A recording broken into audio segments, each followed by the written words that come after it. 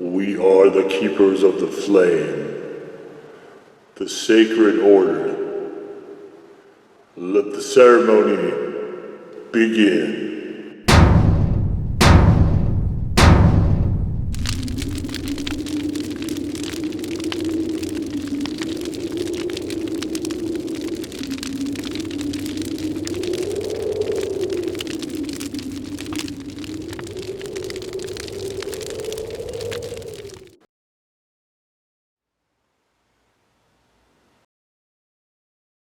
And today, faithful acolytes, we take a look at this. Before we begin today, I'd just like to mention that the product being discussed in this video comes courtesy of Roger at Burn Your Tongue. So major shout out to Roger for providing the product you're about to see today. Burn Your Tongue is a purveyor of fine, spicy products cleverly hidden in the Newgate Mall in Ogden, Utah. It's probably my favorite physical hot sauce shop, and I think it's the best of its kind. If you're within a 100-mile radius of Ogden, Utah, and you care at all about this type of thing, I definitely encourage you to drive and make the visit. It is well worth your time. Roger also has a Facebook page, which I'll put in the description below. Feel free to check him out there. And what this is Inferno Farms Pineapple XXXpress with a pineapple on the head of a gnome. Yes.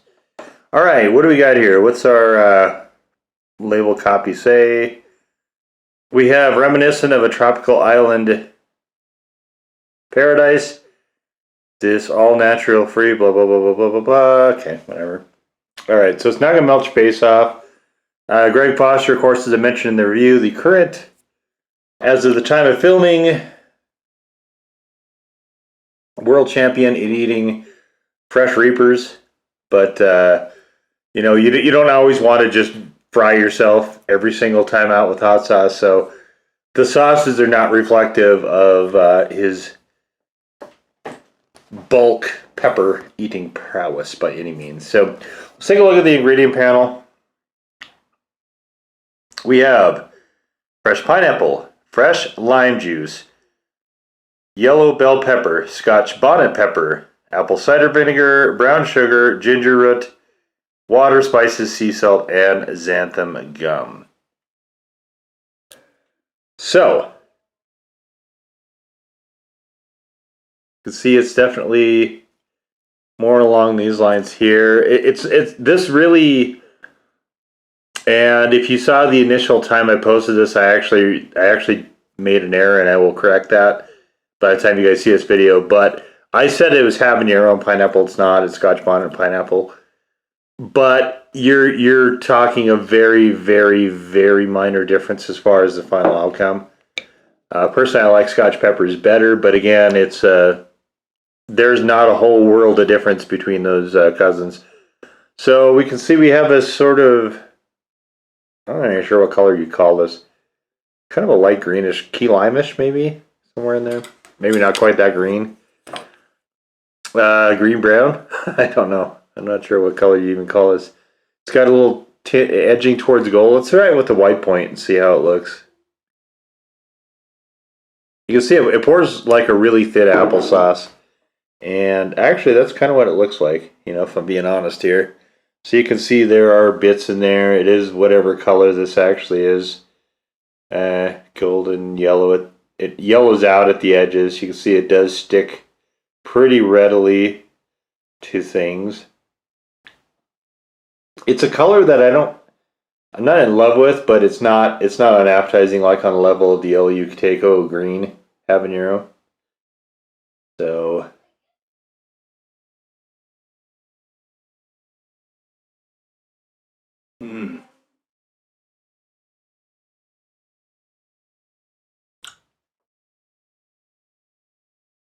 you know, that is interesting. Calling this 3 peppers, it definitely is not that, at least not for me. I wonder if there is, I'm catching some cumin. I wonder if there's some of that. I'm catching some ginger root, some nice heat from the Scotch bonnet,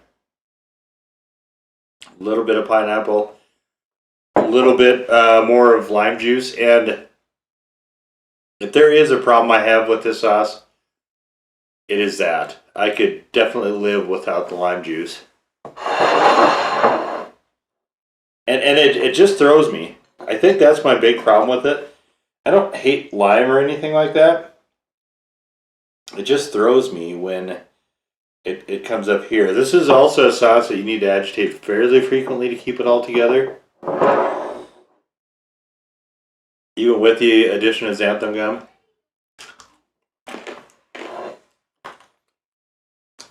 Alright, so we got chicken strips.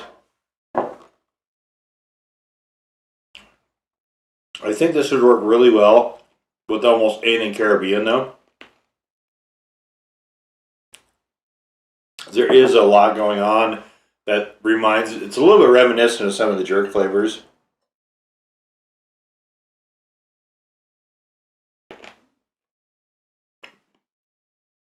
Like cumin. Assuming there's cumin in this, it does seem a touch on the prominent side.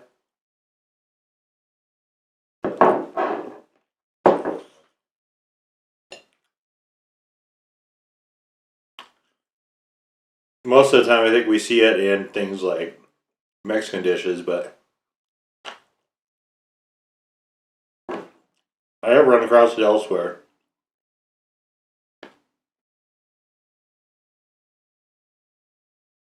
And it does do an okay job of tenderizing meats, for instance. It's a flavor that, when I was growing up, my mom, I don't think ever used.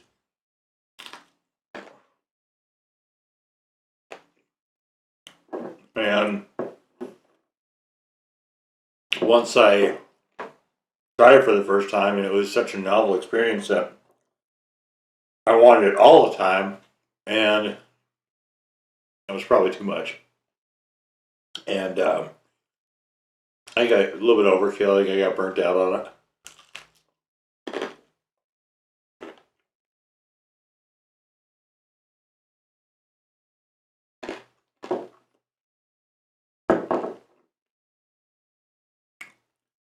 I think this is a solid sauce.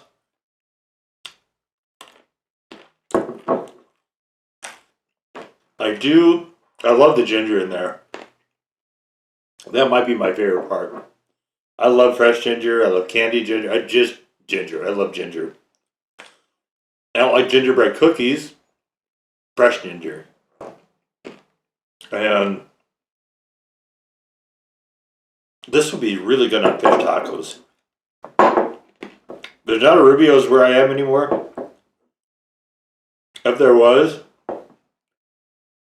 I would absolutely break my restaurant moratorium to get some fish tacos, because this would be dynamite on fish tacos.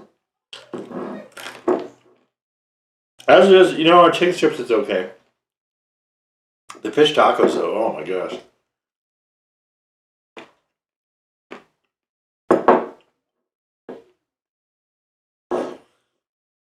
The lime would work well. Pineapple would work well. And I think ginger would be really interesting in that context.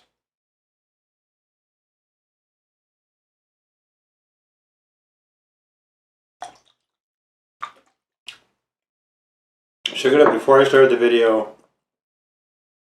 And I just de-emulsifies, and you get these little flavor pockets. This is also something I don't really love about this sauce.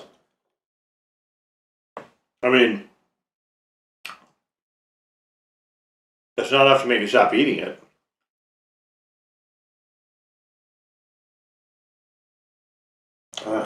Man. But sometimes you get these last couple bites I just had right there were full of ginger. And you get them, they're like a little bit of heaven. And then hitting the lime heavy or the cumin heavy parts is fall from grace, right?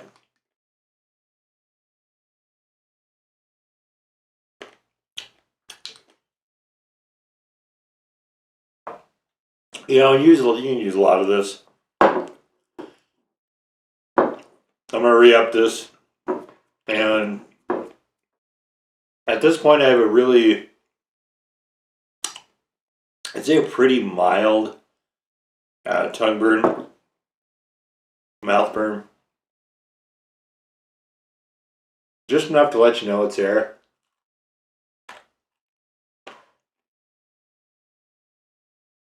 But I'm going to keep cranking down this stuff and see if we can get it a little hotter.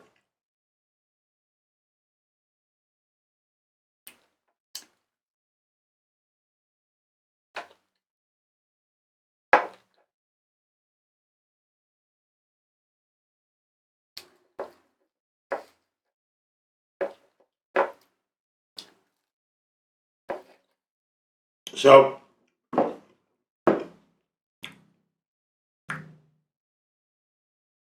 if it is cumin I'm tasting, I think dialing that back and dialing the lime back will be what I would do. It's like I said, I mean, I love fish tacos, but I don't have those all the time. Same with chicken strips.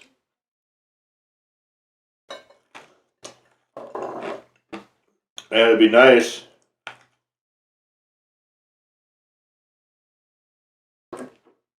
to be able to extend this to stuff like pizzas and burgers and things like that.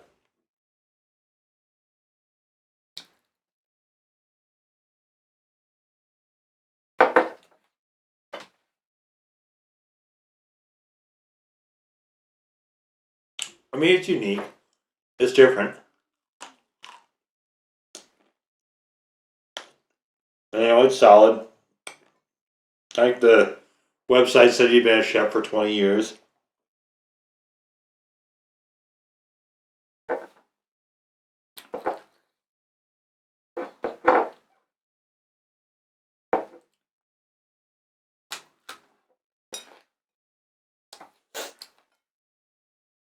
Nothing wrong with the sauce. It comes down to individual taste on a lot of this. Like I said, for me, I'm not a huge fan of citrus.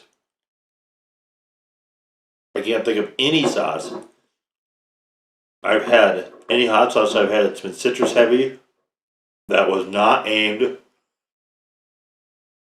at this sort of Mexican style market side of things that I've enjoyed.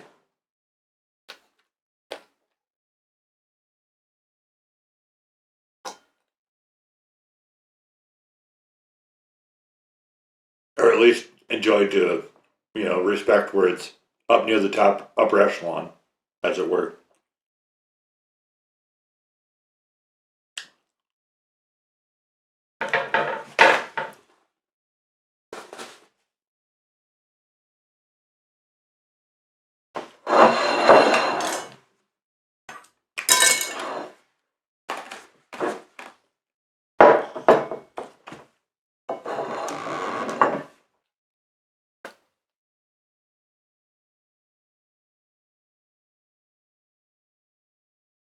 So, I mean,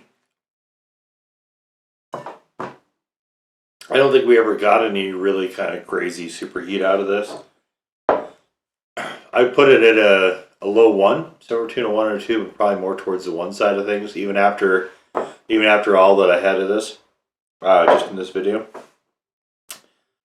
It is a pretty good sauce. I wouldn't say it's even a good sauce. It's pretty good. Certainly not very good. Definitely not great. But yeah, I mean it's pretty good. It's enjoyable. I happen to have, this is one I acquired twice, so I do happen to have a bottle I bought as well. So I'll be doing stuff with this one for a while. Unfortunately, as I film this, I just wrapped up grilling season, so this would be a good candidate for me to try that on. But as it is, I'll absolutely be trying it on some fish tacos. That'll be exciting, and then we'll find ways to use it probably. But at least this bottle. The second bottle might be waiting a little while, just because I have a pretty crazy backload at this point. So, and this is not one that I would necessarily move up to the front. So, but anyway, there it is. Inferno Farms Pineapple Express. Now go forth in peace to serve the flame.